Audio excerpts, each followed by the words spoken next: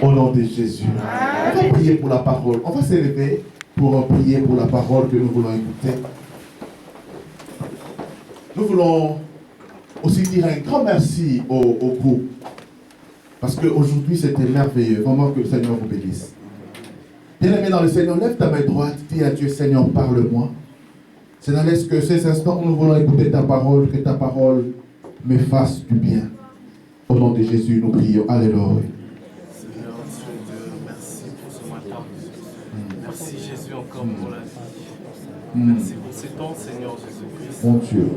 Tu vas nous parler encore. Fais-nous du bien, Seigneur. Fais-nous du bien. Merci Seigneur pour ces temps de bénédiction. La parole construit nos vies, Seigneur Jésus-Christ. Merci pour la sagesse que tu nous donnes. Merci pour la révélation. Merci pour la présence de ton esprit. Merci. Seigneur, Dieu de gloire, nous voulons te dire merci. Merci parce que tu nous fais la grâce de nous tenir encore devant ton peuple en ce dimanche matin pour apporter ta parole. Seigneur, je te suis reconnaissant parce que je sais que si je me tiens ici présent, ici devant ton peuple, c'est parce que tu l'as voulu, c'est parce que tu l'as permis. Seigneur, je ne sais pas faire un pas sans toi. C'est toi qui permets que je puisse mettre un pas devant l'autre, Seigneur. C'est toi qui me permets de bouger, d'avoir la vie, de respirer.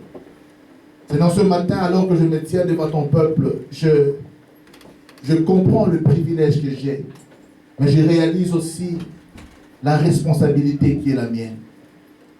Seigneur, aide-moi ce matin à apporter ta parole comme il se doit. Mets dans ma bouche le mot qu'il faut.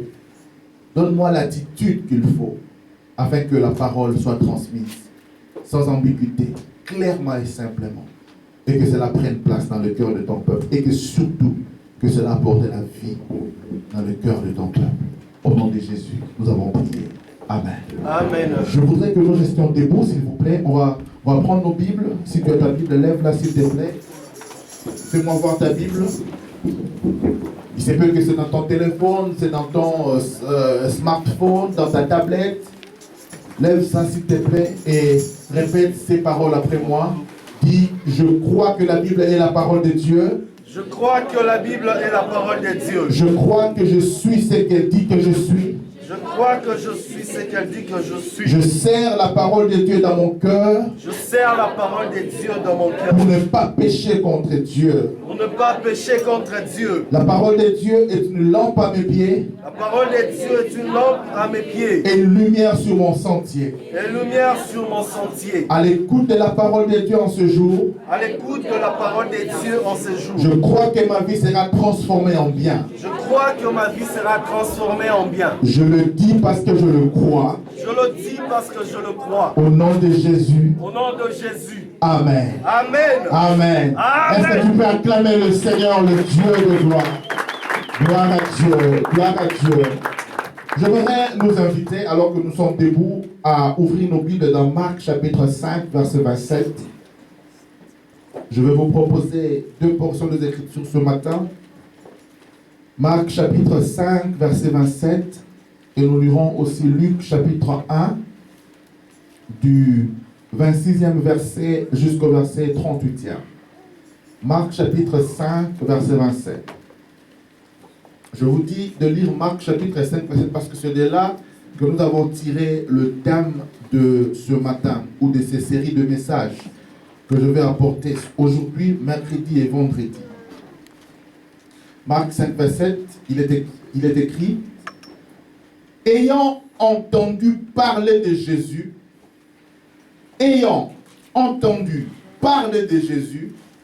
elle vint dans la foule par derrière et toucha son vêtement. Parole du Seigneur. Amen. Luc, chapitre 1er, 26 à 38. Luc 1, 26 à 38.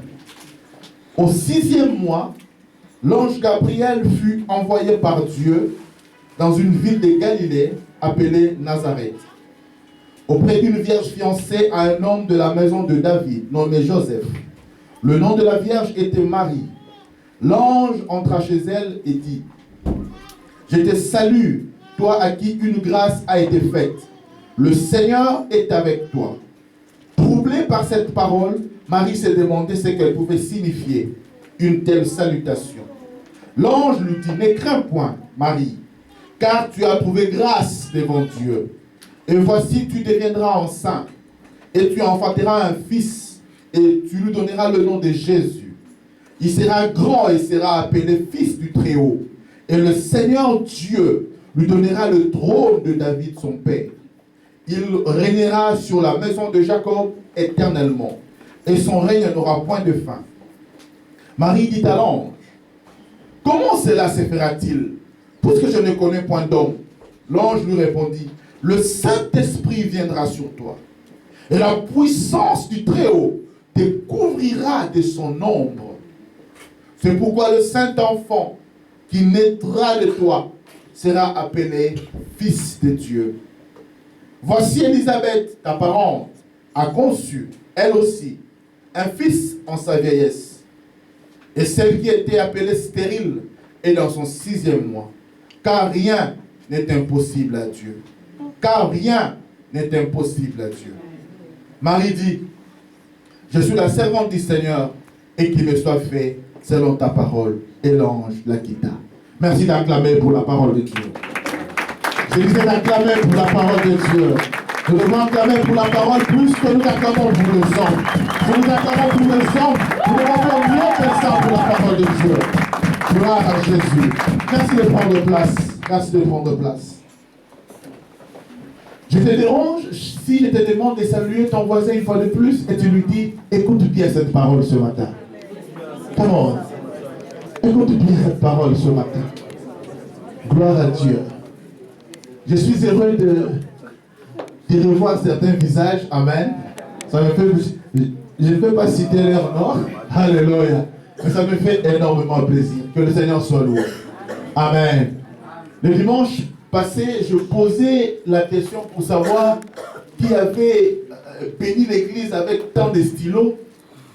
On n'avait pas trouvé la personne, mais Dieu merci, on a su repérer c'était qui. Alléluia. Que le Seigneur bénisse ce frère-là. Amen. Et si jamais vous entrez au bureau du pasteur, vous verrez que le bureau du pasteur a changé. Et il y a un couple qui est responsable de cela. Amen. Papa Camille et Maman Florence. Amen. Qui ont béni l'église avec oh là là, c'est merveilleux. Amen. Que le Seigneur le bénisse abondamment. Amen. Bien-aimés, nous venons de terminer une série de messages sur la foi. Nous avons expliqué en quoi consistait la foi. Dans cette nouvelle série qui s'inscrit dans la suite logique de la foi, nous parlerons de celui qui est la source de la foi, c'est-à-dire Jésus-Christ. Je pensais qu'en entendant Jésus-Christ, tu allais même dire Amen. Amen. Nous parlerons de Jésus-Christ. Bien-aimés, nous sommes en train d'insister sur le principe de la foi parce que la Bible nous le dit dans Habakkuk 2,4, Hébreux 10,38, Romains 1,17, que le juste vivra par la foi. Alléluia. Bien-aimés, la vie chrétienne, ce n'est pas une vie à vivre avec l'intellect. Il faut absolument avoir la foi. Et la Bible continue en disant dans Hébreux 11,6 que nul ne peut plaire à Dieu s'il n'a pas la foi. Sans la foi, on ne peut pas être agréable à Dieu. Voilà pourquoi nous avons tellement insisté sur la foi. La foi apporte la vie. Et la Bible dit, la foi vient de ce que l'on entend. Nous avons traité de cela quand nous avons parlé de la source de la foi. La Bible dit, la foi vient de ce que l'on entend. Mais je ne parle pas de n'importe quelle foi. Je parle de la foi en Dieu. Aide-moi à dire la foi en Dieu. On dit ça bien, la foi en Dieu. La foi en Dieu, la Bible précise. La foi vient de ce que l'on entend, et ce que l'on entend vient de la parole du Christ. La foi vient de la parole du Christ. La foi vient de la parole du Christ. Et donc c'est en entendant parler du Christ que la foi peut naître en nous. C'est en entendant parler du Christ Jésus que la foi peut prendre place dans nos cœurs. Voilà pourquoi dans ce récit de Marc 5 que nous avons développé pour parler de la foi, il nous est précisé ceci. Cette femme-là qui a posé cet acte de la foi, il ne l'a pas posé sur base de rien. Mais la Bible dit, elle a entendu parler de Jésus. Elle a entendu parler du Christ. Et parce qu'elle a entendu parler de Jésus, la foi a pris place dans son cœur. Mesdames et messieurs, si dans l'église, on nous parle d'autre chose que de Jésus, nous n'aurons pas la foi. Alléluia. J'aimerais bien qu'on puisse nous parler des hommes. Ce n'est pas mon fait de donner parfois quelques témoignages. Et ce n'est même pas mauvais aussi parfois d'enseigner sur les stratégies du diable. Mais cela ne doit pas être dimanche après dimanche. On ne fait que nous parler du diable, des démons, des liens. Moi-même aussi parfois j'enseigne. Je les enseigne. Mais ce n'est pas mon message de chaque dimanche. Parce que parler sur les démons, ça ne produit pas la foi. Ça produit la peur. Alléluia. Si dans une église, on commence à vous parler chaque jour des démons de ceci, démons de cela, mari de ceci, mari de nuit, chaque dimanche, rassurez-vous, au lieu d'avoir confiance en Dieu, au lieu d'avoir la foi en Dieu, nous aurons plus la peur du diable. Alléluia. Amen. Il est bien de connaître les stratégies du diable. Même la Bible en parle. Mais la Bible de Genèse à Apocalypse, si vous lisez bien, ça ne parle pas tout le temps du diable, mais ça parle plus de Dieu. Parce que quand on entend parler de Jésus, vous savez, il est très important, avant de connaître l'ennemi, de connaître d'abord sa propre force. Alléluia. Parce que si on vient te dire, tu sais que l'autre est là, il est puissant, il est fort, hein? Mais on ne te présente pas ta force à toi, tu penseras que l'autre est plus fort que toi. Tu vas déjà perdre la bataille avant même que cela commence. Mais quand on peut te dire ce que toi tu es, ce que toi tu peux, ça te rassure. Alléluia. Et justement, en parlant de Jésus, j'aimerais que chacun de nous comprenne qu'est-ce que Jésus a fait. Qu'est-ce que Jésus a fait? En parlant de Jésus, ça apporte la foi dans nos cœurs pour déclencher un miracle. Je sais que tu attends quelque chose. Et ce message est le moyen le plus excellent pour que tu atteignes cela. La foi. Oh, tu as raté, il faut dire amen. Je dis la foi, c'est ce pont-là qui te permet de prendre ces millions qui est au ciel. Parce que Dieu au ciel, il n'achète pas avec l'argent. Mais l'argent, c'est pour nous. Amen. La Bible dit l'or et l'argent appartiennent à Dieu. Come on. Mais dans le ciel, il n'y a pas de boutique. L'argent qui est là au ciel, c'est pour toi. Et la foi te permet d'étendre ta main et de prendre ce que Dieu a prévu pour toi. Alléluia. La foi. Quand on nous parle de Jésus, ça crée en nous la foi. Et durant ces 3 séances, aujourd'hui, nous parlerons de Jésus, mais nous parlerons de sa naissance. Ce que cela peut signifier pour nous. Et le mercredi, nous parlerons de sa vie sur terre, de ce que cela peut signifier, de ce que Jésus a cherché à nous révéler par sa vie. Aujourd'hui, nous parlerons de la naissance, mais mercredi, nous parlerons sur la vie de Jésus. Parce que nous devons savoir que Jésus-Christ, il est venu pour accomplir une mission, nous racheter. Alléluia. La mission de la rédemption. Mais pas seulement. Par sa vie, il a aussi voulu nous révéler Dieu, mais d'une autre manière. Amen. Vous savez, Dieu est un Dieu d'équilibre. Aide-moi à dire équilibre. Donc, dis ça bien, équilibre. Non, dis ça bien, équilibre. Dieu est un Dieu d'équilibre. Dieu, il a créé le ténèbre, il a créé la lumière. Dieu, il a créé l'homme, il a créé la femme. Il a créé le jour, il a créé la nuit. Alléluia. Il a créé le soleil, il a créé la lune. Et même l'homme, quand il l'a créé, il ne l'a pas créé avec un seul pied. Alléluia. Mais il l'a créé avec 2 pieds pour que l'homme puisse avoir de l'équilibre. Et on va dire, encore on va dire équilibre. Et Dieu est un Dieu d'équilibre. Dieu aussi, pour se révéler à l'homme, il s'est révélé à l'homme dans un livre. Mais le livre est composé de 2 grandes parties. L'Ancien Testament et le Nouveau Testament. Si tu ne connais Dieu que dans l'Ancien Testament, tu verras un Dieu vengeur, un Dieu destructeur, un Dieu qui tue, un Dieu qui répond par le feu, un Dieu qui extermine. Tu auras une très mauvaise image de Dieu. Mais pour faire l'équilibre, Christ est venu nous présenter une autre face de Dieu. Durant toute sa vie, il nous a présenté Dieu, non pas comme Elohim, non pas comme El Shaddai, non pas comme l'Éternel des armées, mais il est venu faire l'équilibre, nous présenter Dieu comme Père, un Dieu compatissant, un Dieu qui nous aime, un Dieu qui nous console, un Dieu qui nous rassure, un Dieu qui est proche de son peuple. Alléluia. Donc la vie de Jésus, au-delà de sa mission, avait aussi un message. Et nous allons le développer puissamment mercredi. Je prie que tu sois là parce que cela va te bénir.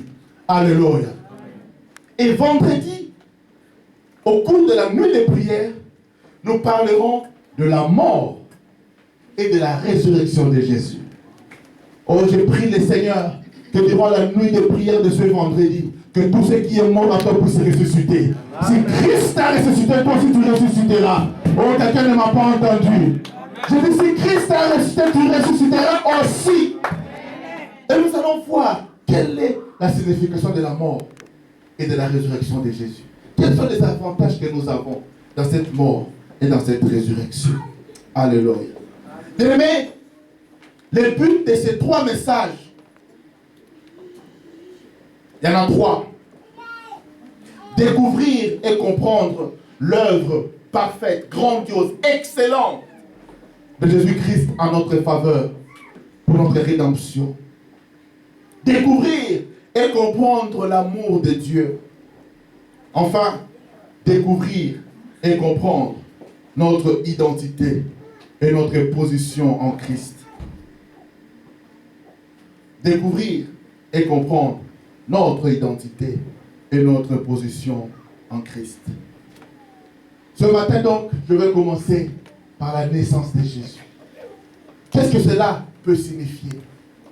Bien, dans le texte que nous venons de lire, de Luc chapitre 1, on nous dit qu'un ange est venu voir une femme, une vierge, on précise une vierge nommée Marie. Et l'ange lui dit, Marie, tu seras enceinte, tu vas enfanter un fils, il sera très haut, fils de Dieu. Marie dit, mais comment cela va se faire? Moi je suis vierge, je ne connais pas d'homme, mais comment cela va se faire? L'ange lui dit, le Saint-Esprit découvrira de son ombre et tu enfanteras un fils. Car rien n'est impossible à Dieu. Bien-aimés dans le Seigneur, pour la première fois dans l'humanité, il était question qu'un homme naisse sans la relation sexuelle entre un homme et une femme. Parce que dans le principe que Dieu avait établi, pour qu'un homme puisse naître, il fallait que l'homme et la femme puissent se mettre ensemble et qu'il y ait conception. Il n'y a que 2 personnes que Dieu a créées d'une manière mystérieuse. La première personne, c'est celui qu'on a créé dans le jardin d'Éden, qu'on a appelé Adam. Adam est né sans qu'il y ait relation entre homme et femme. Dieu l'a créé, il a pris de la poussière, il a créé, il a formé un homme, il a soufflé dessus et l'homme est devenu une âme vivante. L'homme est devenu un homme, Adam. Adam est né adulte. Adam n'a pas goûté à la mamelle. Adam est sorti déjà avec la barbe, avec tout ça. Déjà un homme complet. Alléluia. Mais c'est Adam-là a commis une erreur. Il a péché.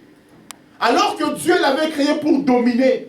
Alors que Dieu lui avait donné la suprématie sur la terre. Quand il a péché, Adam a perdu sa domination. Adam a perdu sa position. Adam a perdu la position qu'il avait devant le Seigneur et sur la terre. Parce que rappelez-vous que Adam pouvait parler aux animaux. Adam avait la capacité de parler aux animaux. Adam avait la capacité de donner à chaque animal un nom. Adam était un homme exceptionnel. Adam pouvait parler à Dieu face à face. La Bible dit chaque soir, le Seigneur venait dans le jardin pour parler avec Adam. Adam, l'homme créé à l'image de Dieu. L'homme créé selon la ressemblance de Dieu. Adam, quand il a péché, du dominateur qu'il était, il est devenu un dominé. Adam, qui pouvait prendre un lion, le caresser, à cause du péché, il a commencé à fuir. Et la première des choses que Adam a ressentie quand il a péché, c'est la peur. Bien aimé, la peur, c'est le premier sentiment qui produit le péché en nous. Quand quelqu'un pêche, il y a une peur qui s'installe en lui. Et voilà que tous les hommes qui naîtront par Adam, vont hériter de cette nature-là pécheresse. Nous tous tels que nous sommes là, qui sommes nés d'Adam et d'Ève, comme on dit, nous avons en nous la nature du péché. Bien-aimé dans le Seigneur, je voudrais te dire ceci. Tu n'es pas pécheur parce que tu as péché. Alléluia. Tu n'es pas pécheur parce que tu as péché. Mais c'est parce que... Mais tu pêches parce que tu es pécheur. Est-ce que quelqu'un a compris la nuance? Tu n'es pas pécheur parce que tu as péché. Mais tu pêches parce que tu es un pécheur. C'est-à-dire ta nature te pousse à pécher. On ne peut pas empêcher à un porc d'aller dans la boue. Parce que c'est dans sa nature. Comme aussi on ne peut pas empêcher l'homme naturel de commettre des péchés. Parce que c'est dans notre nature. Voilà pourquoi même un bébé qui naît aujourd'hui a en lui déjà la peur. Quand tu prends un bébé qui fait de l'autre, tu le jettes en haut, tu vois, le bébé est effrayé. Qui lui a appris sur la mort? Qui lui a appris la peur? Alléluia. Parce que c'est naturel. On est déjà avec la nature du péché en nous. Et tout homme qui est né par Adam, par un homme et par une femme, a en lui la nature du péché. Voilà pourquoi je dis ceci. Nous tous tels que nous sommes là, nous tous, nous ne sommes pas les enfants de Dieu. Nous tous, nous sommes les créatures de Dieu.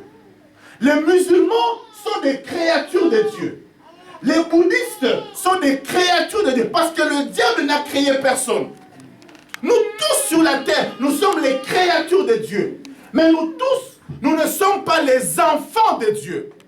Parce que pour devenir un enfant de Dieu, il n'y a qu'un seul passage obligé.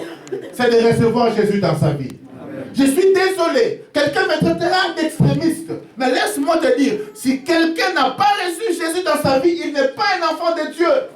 Tu es une créature de Dieu, certes, mais tu n'es pas un enfant de Dieu. Parce que pour devenir un enfant de Dieu, il faut recevoir Jésus dans sa vie comme Seigneur et Sauveur. Alléluia. Amen. Et justement, à part Adam, voici un deuxième type d'homme que Dieu a créé. Dieu a créé,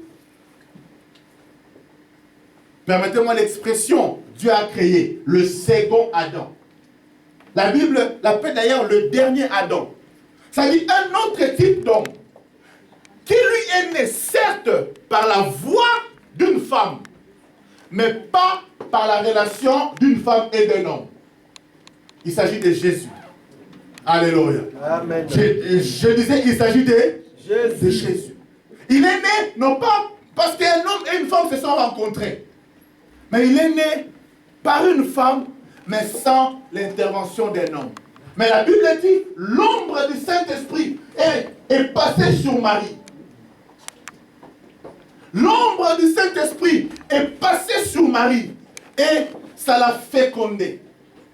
Dieu a déposé la sémence dans le tronc de Marie. Marie, d'une manière miraculeuse, va se retrouver enceinte et va donner naissance à cet homme qu'on appelle Jésus. Une nouvelle naissance, une nouvelle créature, une créature qui n'a jamais existé avant. Et voilà même pourquoi aujourd'hui la Bible dit qu'en Christ, toute personne qui reçoit Jésus dans sa vie, il devient aussi une nouvelle créature. Alléluia. Bien-aimé, quand vous voyez Jésus, vous voyez un homme normal. Celui qui n'est pas informé, il dira, mais cet homme est comme tous les autres hommes. Mais celui qui est informé saura que cet homme-là, il n'est pas né par une femme ou par un homme. Il n'est pas né par une relation sexuelle. Il est né d'une manière miraculeuse. Mais quand tu le vois, il n'y a rien dans son extérieur qui pouvait attirer nos regards, dit la Bible. C'est-à-dire qu'il était comme tous les autres hommes. Et pourtant, il était un autre homme. Il était comme tous les autres hommes. Et pourtant, il était particulier. Bien aimé, celui qui reçoit Jésus, il devient aussi un autre homme. Celui en qui Jésus est en train de vivre, il devient aussi un autre homme. Come on! Amen. Celui qui reçoit Jésus, il devient aussi un autre homme. Quand vous le voyez comme ça à l'extérieur, rien ne change. Il est comme tout autre homme. Quand tu le vois à l'extérieur, il est comme toute autre femme. Mais en réalité, celui qui a Jésus en lui n'est plus quelqu'un d'autre. Pardon, n'est plus comme tout autre homme. Il devient quelqu'un d'autre. Oh, tu peux dire un bon amen. Amen. Il devient quelqu'un d'autre. Celui qui a Jésus dans sa vie, celui qui a Jésus en lui, il devient un autre homme. C'est comme, je ne sais pas ici si ça s'est fait, mais au Congo, cela se fait très souvent. Quand une voiture tombe en panne, on vient retirer le moteur. Le pare reste intact. Amen. Mais on change de moteur. Et la voiture qui roulait difficilement commence à rouler très bien. Alléluia. Parce que la carrosse, ce n'est pas ce qui fait la voiture. On appelle ça comment? La carrosserie. Ce n'est pas ça qui fait la voiture. Une voiture, c'est le moteur. Elle-moi dit moteur. Et laisse-moi te dire que quand tu donnes ta vie à Jésus, qu'est-ce qui se passe? C'est que tu gardes la même carrosserie, mais dans ton intérieur, le moteur a changé. Amen. Alléluia. J'ai dit, quand tu donnes ta vie à Jésus, la carrosserie reste la même, mais dans ton intérieur, le moteur a changé. Quelqu'un pense que quand je dis, tu deviens une nouvelle créature, si tu avais une cicatrice ici, la cicatrice va disparaître. Non. La cicatrice sera là. Alléluia. Mais dans ton intérieur, quelque chose a changé. Amen. Voilà pourquoi Elihu, dans le livre de Job, disait ceci. En réalité, dans l'homme, c'est l'esprit. Celui qui vient à Jésus, qu'est-ce qui se passe? Il naît de nouveau. Mais ce n'est pas physiquement qu'il naît de nouveau, mais c'est intérieurement. Dans ton esprit, quelque chose a changé. Tu deviens quelqu'un d'autre. Tu deviens quelqu'un. Dieu vient habiter en toi. Oh, come on. Je dis, Dieu vient habiter en toi. Dieu, dans sa divinité, vient habiter en toi. Voilà pourquoi celui qui reçoit Jésus, il est inliamable. Amen. Celui qui reçoit Jésus, les démons ne peuvent pas le bouffer. Amen.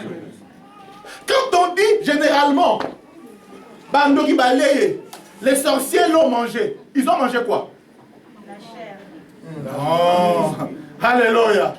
Quand quelqu'un, on est en train de le pleurer, on voit son corps, n'est-ce pas? On voit son corps. Il est là. Alléluia. Il faut déjà savoir que les sorciers, ce qui change à lui, ce n'est pas son apparence physique, mais c'est son esprit. Alléluia. Voilà pourquoi la Bible dit, nous n'avons pas à lutter contre la chair et le sang. Si tu prends un sorcier, tu le tapes, ça ne va rien changer en lui. Il va pleurer, la police va venir t'arrêter, mais la sorcellerie ne passe pas par le fouet. Au contraire, plus tu les frappes, plus tu donnes la force de bien les bouffer. Alléluia. Ce n'est pas au niveau extérieur que ça change, mais c'est dans l'intérieur. Et justement, quand nous aussi, nous donnons notre vie à Dieu, ce n'est pas extérieurement que les choses changent, mais c'est intérieurement, dans ton esprit. Mais si on doit te bloquer, on ne te bloque pas physiquement. Si tu ressens des blocages dans ta vie, ce n'est pas physiquement. Tu vas chercher du boulot, tu ne verras pas un sorcier devant toi qui te bloque. Tu ne passeras pas. Tu ne verras pas un sorcier. Mais spirituellement, tu es bloqué. Spirituellement, tu es dans ton esprit, tu es limité. Tu vas quelque part comme ça, on te regarde, les autres, on les accepte, toi, on te refoule. Pourquoi? Ce n'est pas physiquement, mais c'est spirituellement. Et voilà pourquoi, quand tu viens à Jésus, la première des choses qu'il fait, il ne change pas ton physique, mais il change d'abord ton spirituel. À l'intérieur de toi, tu as un nouvel esprit. À l'intérieur de toi, tu as un nouveau moteur. Amen. Si tu avais un moteur de Mazda, maintenant tu as un moteur de Ferrari. Amen. Randa bobobo. Tu as maintenant un moteur puissant. Et il n'y a aucun sorcier qui peut te toucher. Jésus est né pour te dire aussi que toi aussi tu peux naître. Amen. Alléluia. Amen. Jésus est né pour venir nous faire comprendre que quel que soit notre passé hier, quelle que soit notre position hier, nous pouvons naître de nouveau en Dieu. Est-ce que quelqu'un m'entend? Nous pouvons naître en Dieu. Écoutez, la Bible dit ceci. Tous ceux qui sont nés de Dieu triomphent du monde. 1 Jean 5, verset 4. Parce que tout ce qui est né de Dieu triomphe du monde. Bien-aimé, avant le monde triomphait sur toi. Avant le problème triomphait sur toi. Mais Jésus est venu inaugurer une nouvelle saison. Jésus est venu inaugurer une nouvelle saison. Vous savez, tout le monde était obligé de pécher. Parce que nous étions pécheurs. Alléluia. Mais Jésus est le seul qui a vécu et qui est mort sans avoir péché. Sans avoir commis même un seul péché. Bien aimé, malgré tous nos efforts, tels que nous sommes là, nous pécherons. Alléluia. Parce que même seulement en regardant un frère, tu peux pécher. En regardant une soeur, tu peux pécher. Alléluia. Tel que moi, je prêche là, tu as déjà péché. Parce que tu me regardes, tu me dis, tu as déjà péché. Alléluia. Nous péchons de plusieurs manières. Alléluia. Mais le seul qui n'a pas péché, ni en pensée, ni en acte, ni en parole, c'est Jésus. Et il nous a fait comprendre que c'est possible. Pourquoi? Parce qu'il était né en Dieu. Il était né de Dieu. Et la Bible dit aussi à nous qui avons reçu Jésus que nous sommes nés de Dieu. Et parce que nous sommes nés de Dieu, la Bible dit, nous triomphons du monde. Le monde, c'est le péché. Le monde, c'est la maladie. Le monde, c'est la pauvreté. Le monde, c'est toutes les difficultés de la terre. Le monde. Et la Bible dit, ceux qui sont nés de Dieu triomphent du monde. Amen. Oh, quelqu'un n'a pas compris. Amen. Ceux qui sont nés de Dieu triomphent du monde. Amen. Vous savez, quand tu es né dans ta famille biologique avec tes frères et tes sœurs, le monde triomphait sur toi. Les maladies héréditaires t'attaquaient aussi. Les maisons de la famille t'atteignaient aussi. Mais du moment où tu nais en Jésus, tu deviens un enfant de Dieu, tu reçois Jésus. Sache que ce qui triomphait sur toi hier ne peut plus triompher sur toi aujourd'hui. Oui, tu continues à t'appeler Ngalula. Tu continues à t'appeler Joao Pedro. Tu continues à t'appeler Chiba Kindawe. Tu continues à garder le même nom. Mais sache que quelque chose a changé. Je disais quoi? Quelque chose a changé. Dans ton esprit, tu es devenu Kiman Kaka. Moutouan Kaka. Tu es devenu une autre personne. Amen. Parce que en toi, ce qui triomphait sur toi, toi tu commences à triompher sur ça. Amen. Voilà pourquoi je viens de déclarer. Parce que tu es né de Dieu. Comme Jésus a triomphé du monde, tu triompheras aussi. Amen. Je dis comme Jésus a triomphé du monde, tu triompheras aussi.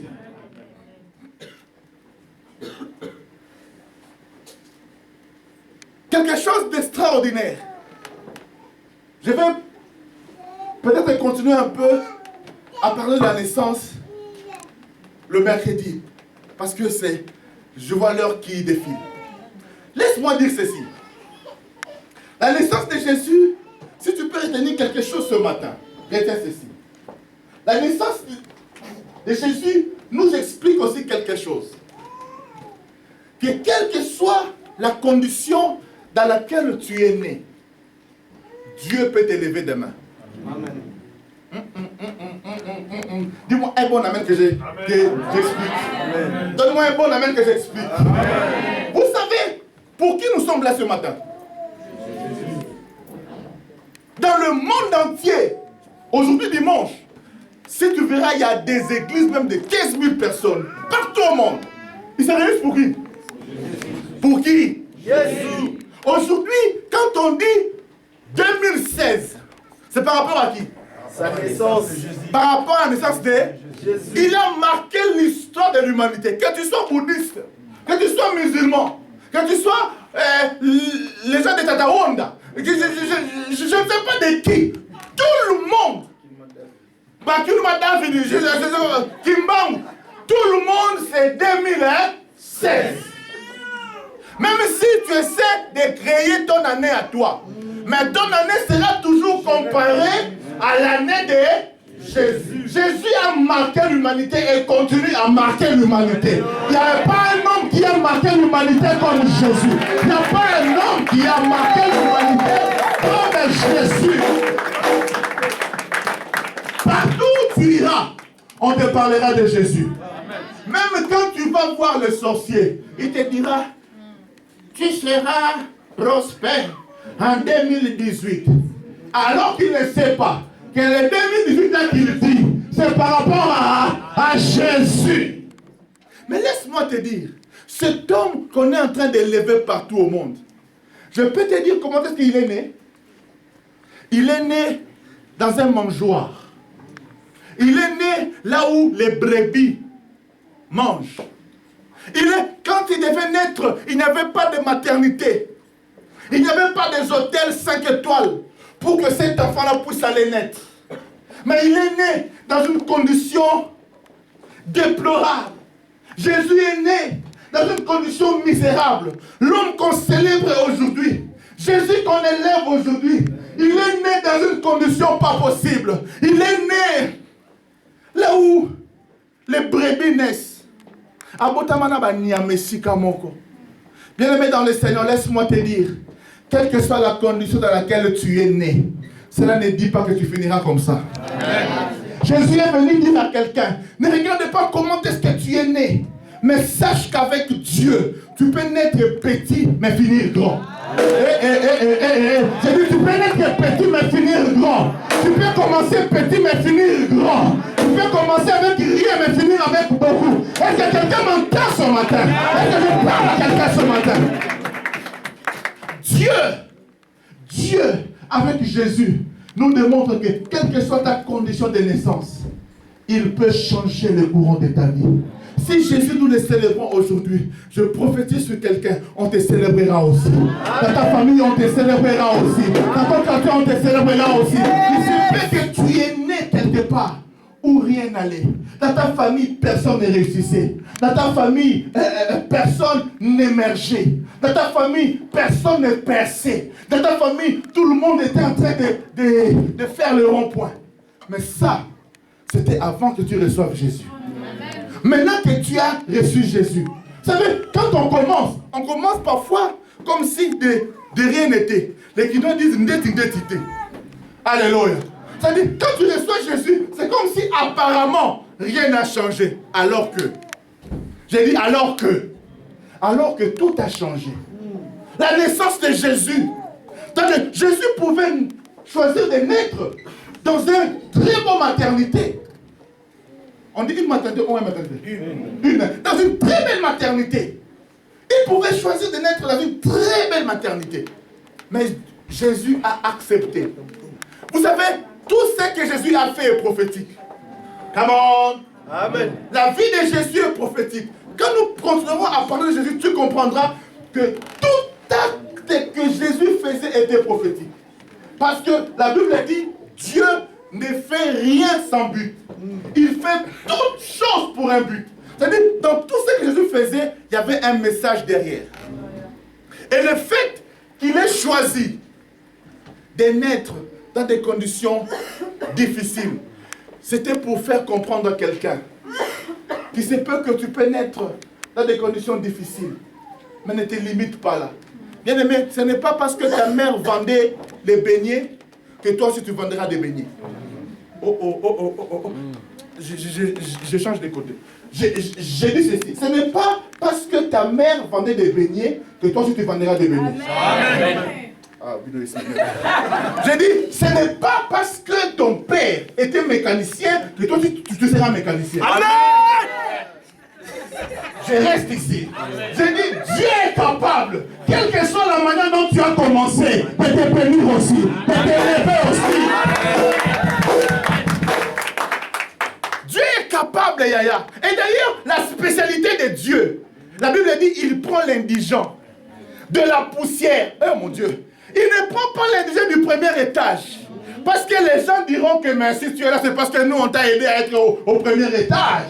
Non. Il dit ceci, il prend l'indigent de la poussière. Est-ce qu'il y a quelqu'un que Dieu a pris de la poussière ici avec moi? Amen. Toi, il se peut que tu es en Europe parce que ton père, ta mère t'a boosté. Mais il y a certains ici, il ne sait même pas à Brazzaville, il va arriver comment. Mais Dieu, il est spécialiste de prendre les gens de la poussière. De la poussière. Voilà pourquoi j'interdis aux gens de se moquer de toi pour la manière dont tu arrives à Saint-Étienne. Il se peut que toi tu es venu à Saint-Étienne en avion, gloire à Dieu. Mais certains sont venus chemin. Makolo. Traduis-moi un peu Makolo en français. Pied. Il est venu. Pied. Il est venu. Pied. Le frère a dit, c'est là au kata. Je vais le couper. Alléluia. Quelle que soit la manière dont tu es venu, ce qui est important c'est quoi? Ce n'est pas comment tu es venu, mais comment tu sortiras.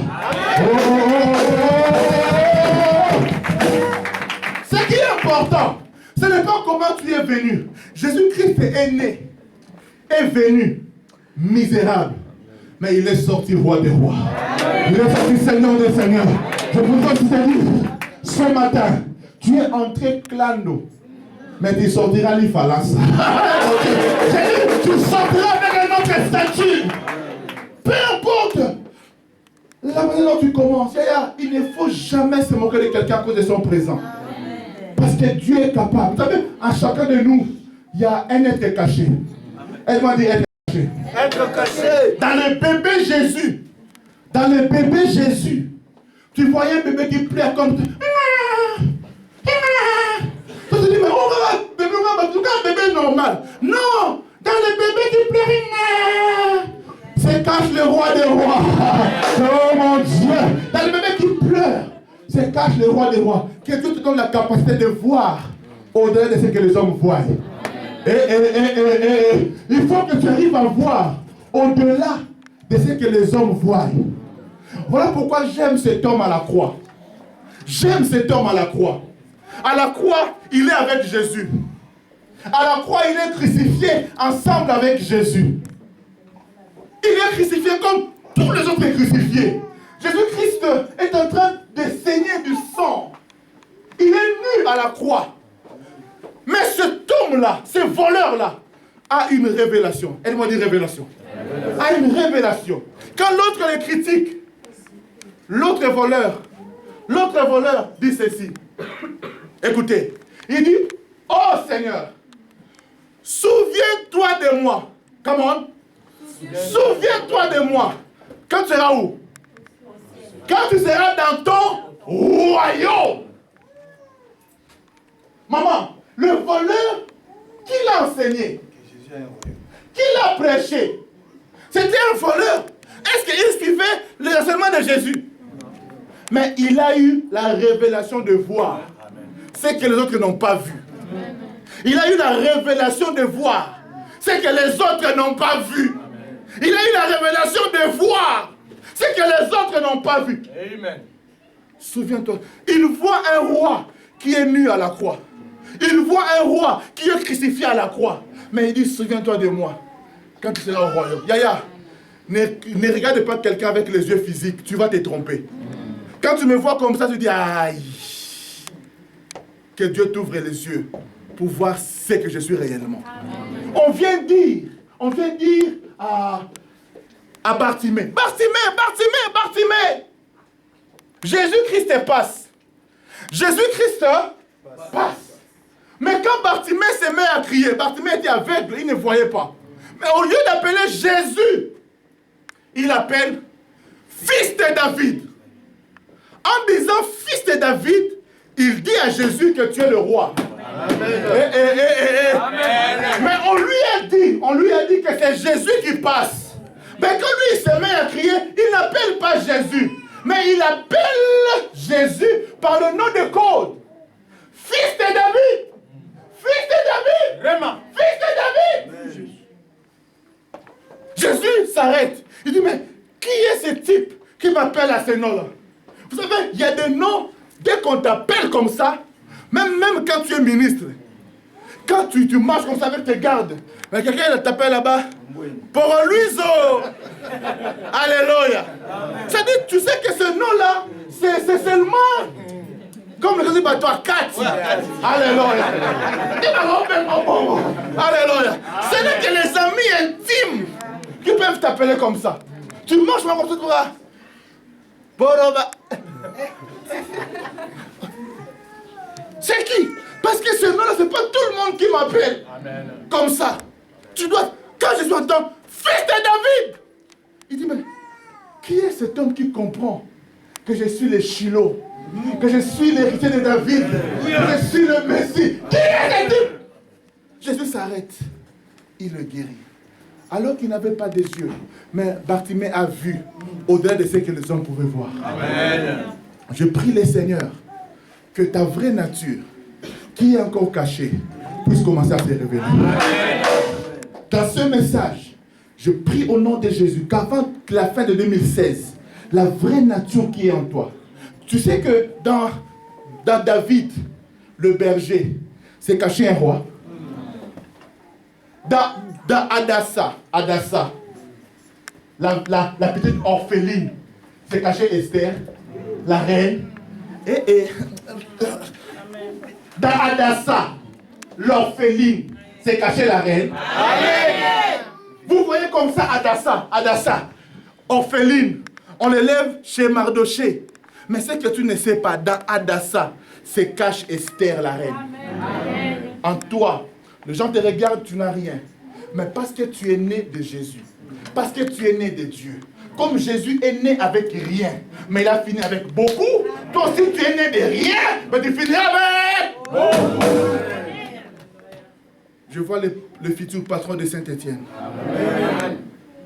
Que c'est lui qui dit Amen, bien que cela s'attache à sa vie. Amen. Que la parole que je déclare s'attache à la vie de quelqu'un. Bien aimé, ne te déconsidère pas à cause de ce que tu es aujourd'hui. Ton présent ne présage en rien ce que tu seras demain. J'ai dit ton présent ne prédit en rien ce que tu seras demain. Amen. Tu me vois aujourd'hui un peu ma bondi, tout ça. Rentre un peu. 10 ans en arrière. Quand tu viens chez moi, il y a les photos de mon mariage. Tu me verras. Et Soba Kosa, alléluia. J'étais mince. Alléluia. J'étais mince. J'ai mis une photo sur Facebook quand je prêchais à Kinshasa. C'est-à-dire, si tu vas me reconnaître seulement à cause des costumes. Parce que Kinois, alléluia. C'est-à-dire, tu me regardes comme ça, face bizarre, noire, même les joues. Alléluia. Quand tu regardes ça, tu ne peux pas croire que cet homme-là peut aussi aujourd'hui, moi ventricule. Alléluia. Tu ne peux pas croire. Mais Dieu, bien aimé, dans ce que tu es aujourd'hui, se cache un homme mystérieux pour demain. Amen. Je vois quelqu'un qui va bouger la RDC. Amen. Je vois un futur homme d'affaires. Je vois une femme qui va bouger, qui va bouger. Jésus est né dans des conditions difficiles, mais il a fini Seigneur. Amen. Toi aussi, tu finiras Seigneur quelque part. Amen. Que Dieu te bénisse au nom de Jésus. Que Dieu te bénisse. Que Dieu te bénisse. D'avoir la paix de Dieu, que Dieu change ta vie. Au nom de Jésus. Lève-toi, on va prier.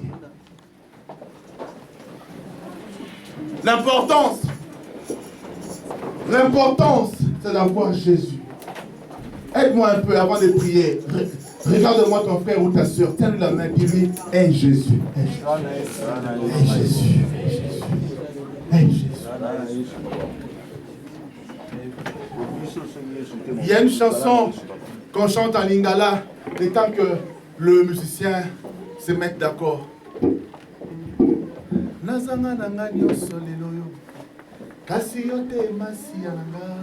Je peux tout manquer, maman, mais que je ne manque pas Jésus.